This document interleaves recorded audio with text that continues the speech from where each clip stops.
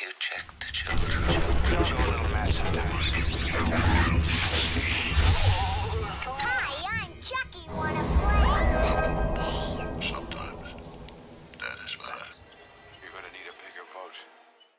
Howdy folks, welcome back to the Horror Show. I'm Rob the Wolfman. And I am Jaime and Fuego, and we are so very stoked to be playing a little bit of catch up, as we have been doing countless times, pre, post, during pandemic craziness. Media Kraken.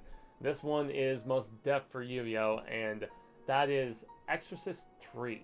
Mm-hmm. And this is one that I feel like over the course of the last, maybe 5 to 10 years specifically, within, within the horror community.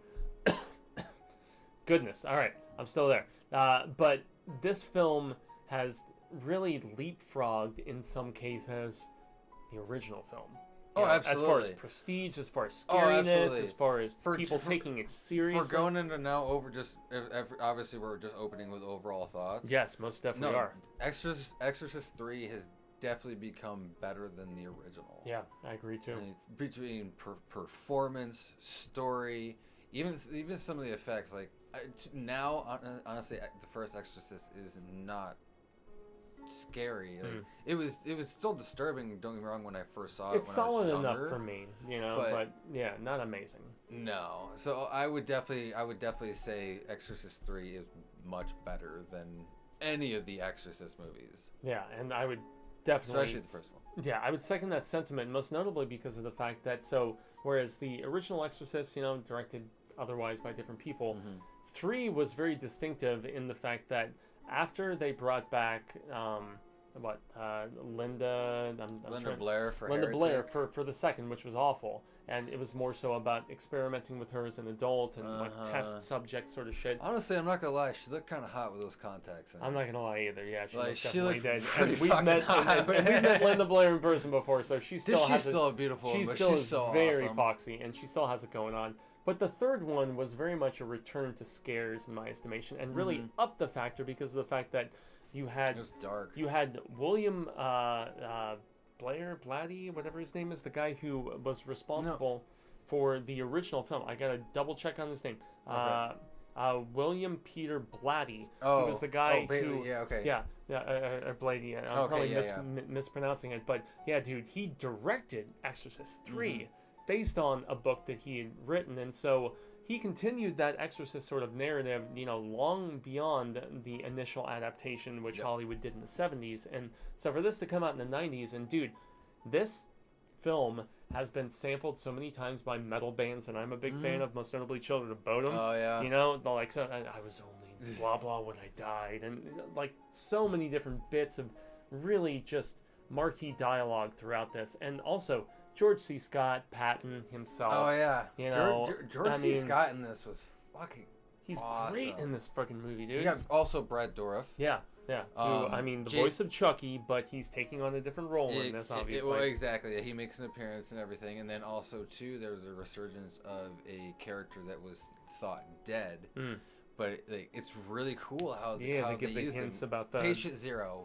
We'll call him because that's technically his title in the movie. Yeah, it's very much like the parable in the Bible where they talk about sending the demon that possessed the man into the crowd of swine and all that, and how demons can jump bodies depending on the situation, and they lean very heavily in this film. And dude, it just gets more scary and more endearing every time I watch it. I just rewatched it this past week, and even the interplay between George C. Scott's character as the policeman and the father who he goes annually to watch It's a Wonderful Life with, and they just bond in their own negativity, and it's like the one guy, the priest, trying to just turn around George C. Scott's character to be a little bit more positive and a little more humble and all that different stuff.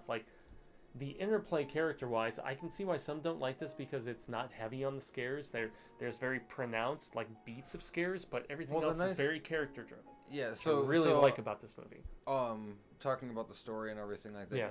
This movie was definitely a dark psychological thriller. Big time. Versus what the original Exorcist was more on your visual horror. Yeah, visceral Like, yeah, and on the nose. in that regard. It still played into, especially in the 70s, of the religious horrors. Yeah, That was satanic big, panic, all that big shit. back yeah. then, and that's also why like the book and the movie did so well.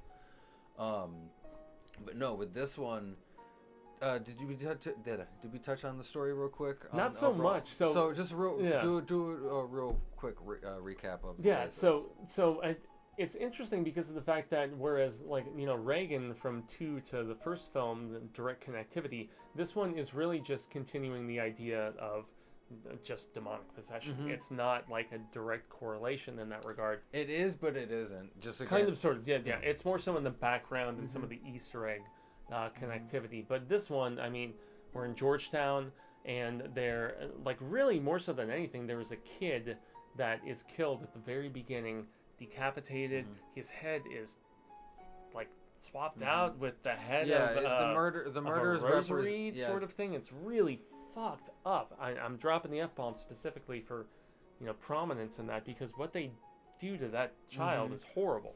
So basically, George C. Scott's character is looking into some series of murders that have happened that fit the pattern of a murderer that had been previously already executed. The Gemini killer. And they supposedly have him in custody.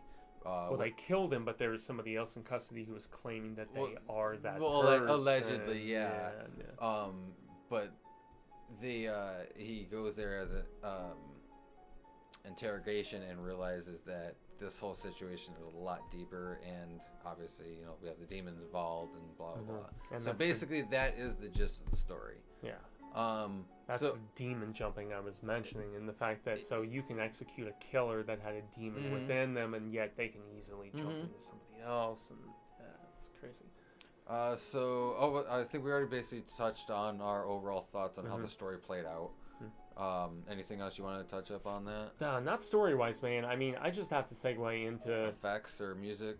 I just have to double down on the fact that George C. Scott, man, is so freaking good. Acting, okay. And, yeah, acting specifically, and the fact that he is so damn good in this, and he was a guy that I saw, from my parents' generation, and seeing him in this very progressive, very dark, and very R-rated sort of early '90s film was kind of he startling.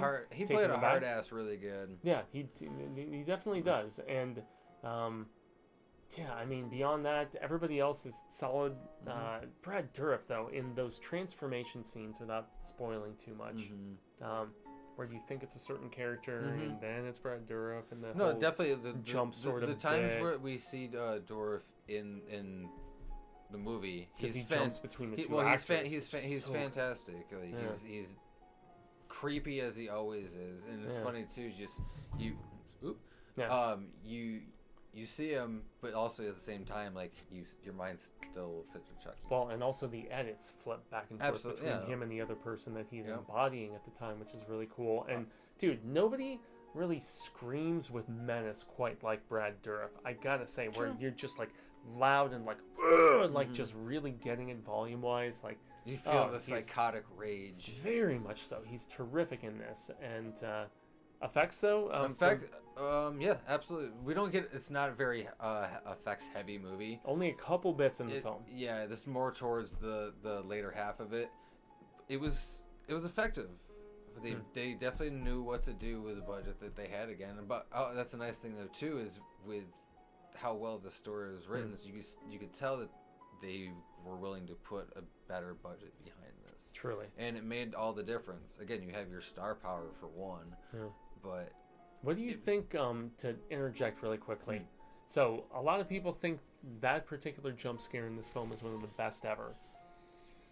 I would say no, personally. Like the best ever? Yes, like I've seen Bloody and Shudder and Fangoria, and some of those people say that, the bit where the nurse is walking around. I don't know. I would have to see the comparisons to some others. To some competition. Exactly. So to speak. Yeah. Honestly, though, and without getting into specifics, though, those shears, when you see them early in the movie, True. The guys talk, like, those are formidable, and they have to be using them in some particular capacity, man. Yeah. They are nasty. Other than that, Nasty. before we get anything too deep, I think we pretty much touched on everything. We did. For the Exorcist We did. 3. Yeah. So as far as like major spoilers, don't want to definitely do that, and especially since Media Kraken, you've been waiting on this for a while. Yeah. Sorry, dude. We would hope you're keeping an eye in some particular capacity, but yeah, this film. To sum it up, man, this film gets better every time I watch it. For me Absolutely. specifically, as far as being a fan of this franchise, not so much of the demonic possession sort of subgenre of horror, but this one in particular just really reels me back in and makes me appreciate it more. So Again, they went more onto the dark psychological horror of what the Exorcist big time. should have been.